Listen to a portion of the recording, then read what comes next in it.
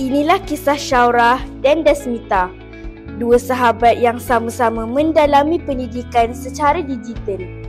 Di sebuah sekolah moden, teknologi menjadi medium penting dalam pembelajaran.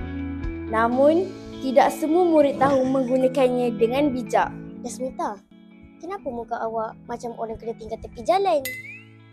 Ayuh, saya tak faham topik pecahan ni. Tengok buku ni. Angka semua menari-nari depan mata. Mungkin awak kena pakai kantor pembesar. Baru angka tak lari. Tak lawaklah Syaurah. Saya tak boleh bayangkan denda yang cikgu akan berikan sekiranya saya tidak siap topik pecahan ini.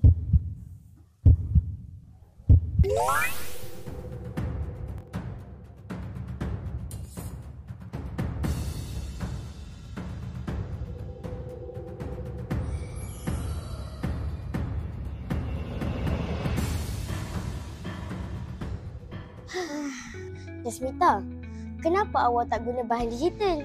Saya selalu guna live worksheet dan YouTube. Ada video ajar matematik dengan lagu. Lagu? Ada lagu pasal pecahan? Mestilah ada.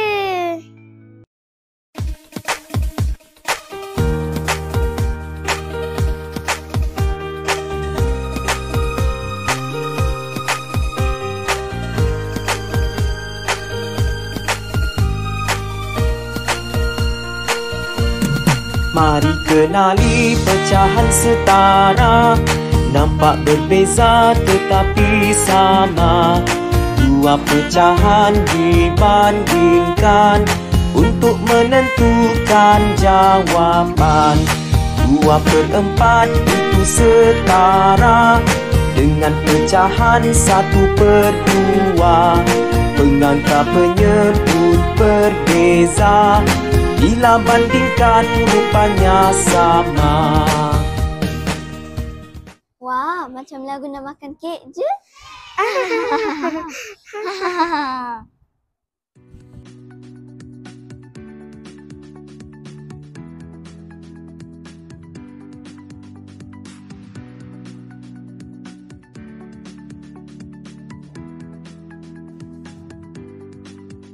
Wah, rajinnya. Buat apa tu?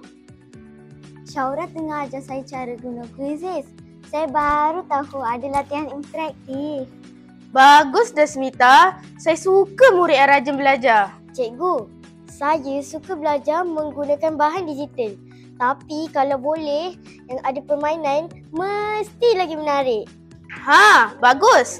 Kamu boleh cuba Kahoot. Kahoot?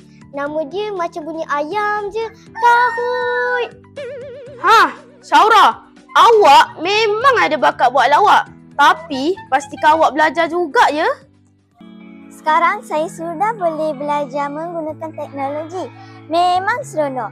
Tak adalah saya pening kepala lagi. Ya, betul. Tapi kalau internet perlahan, kita semua kena belajar sabar dulu. Sebab itulah kita kena buat perancangan. Jangan tunggu sampai akhir baru nak belajar. Bagus. Gunakan bahan digital dengan bijak. Jangan pula kamu bermain Mobile Legends semasa belajar. Alah cikgu, sekali-sekala boleh kan? Cikgu pun tengok drama Korea kan? Alamak. Akhir kata, pendidikan digital membantu kita belajar dengan lebih seronok dan mudah. Dengan teknologi, kita boleh mencari maklumat dengan cepat, menonton video pembelajaran dan bermain kuis interaktif. Namun, kita juga perlu menggunakan teknologi dengan bijak dan bertanggungjawab. Semoga pendidikan digital terus membantu kita menjadi lebih pintar dan kreatif di masa depan. Sehingga berjumpa di lain siaran. TV PSS SK Bandar Tasik Puteri, saluran informasi anda. Bye!